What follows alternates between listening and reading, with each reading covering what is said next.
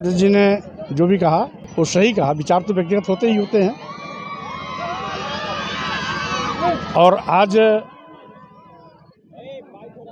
जिस तरीके से देश बदहाली के दौर से गुजर रहा है, पूरे देश में नौजवान बेरोजगारी का दंश झेल रहा है, सरकारी नौकरियां गायब हो चुकी हैं, चाहे सामान्य वर्ग के लोग हों चाहे आरक्षित वर्ग के लोग हों, सभी को नौकरियों के आज लाले पड़ गए हैं। यहाँ तक कि जिन सरकारी विभागों में सरकारी नौकरियां मिलने की उम्मीदें थी, उन्हें अपने चहेते उद्योगपतियों के हवाले किया जा रहा है। देश के सभी बंदरगाह बेच दिए गए, सभी एयरपोर्ट बेच दिए गए, एयर इंडिया बेच दिया गया, सभी रेलवे स्टेशन बेच दिए गए, कई दर्जन ट्रेनें भी अपने चहेते उद्योगपतियों को दे दिया गया। यहाँ तक कि LIC जैसी संस्था जिसमें लाखों लाख लोग काम करते हैं, उसको भी चहेते उद्योगपतियों के हवाले कर दिया गया। यही नहीं, आज महंगाई से लोगों की कमर टूट चुकी है। माननीय प्रधानमंत्री स्वयं कहते हैं कि हम 80 करोड़ लोगों को 5 किलो 10 किलो चावल देते हैं, यानी 80 करोड़ लोग देश में जब से भाजपा सरकार आई है वो गरीब हो गए, मोहताज हो गए, लाचार हो गए, 5 किलो 10 किलो चावल पर जिंदगी जीने के लिए मजबूर हो चुके हैं। ये देश की गरीबी का आलम है।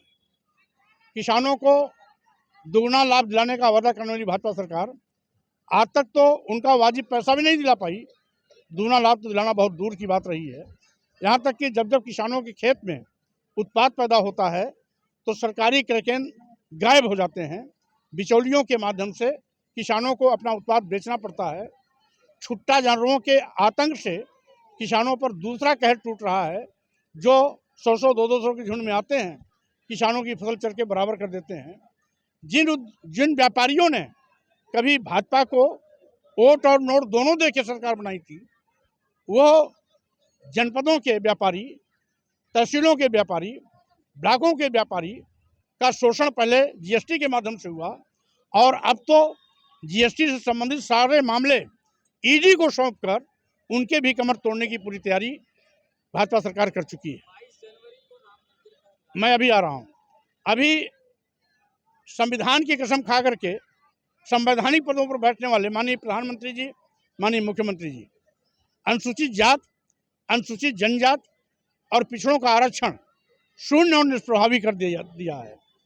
साथ ही साथ आज लोकतंत्र भी खतरे में है, जिसके चलते अभी अभी लगभग 150 सांसदों को पार्लियामेंट के बाहर करके ये साबित कर दिया कि केंद्र की सरकार यानी भाजपा की सरकार का लोकतंत्र में कोई विश्वास नहीं है।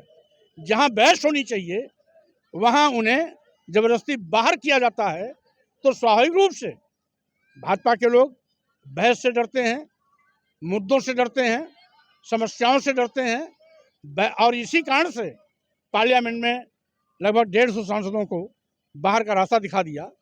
आज यही नहीं, आज देश खतरे में है, लोकतंत्र खतरे में है, संविधान भी खतरे में है, क्योंकि संविधान द्वारा प्रदत्त SC ST OBC का आरक्षण ये सरकार जब से आई है उसको शून्य और निष्प्रभावी कर दिया है। तो स्वाभाविक रूप से आज ये तमाम ऐसे मुद्दे हैं जिन मुद्दों को बिना पर हम 2024 में भाजपा को बाहर का रास्ता दिखाएंगे।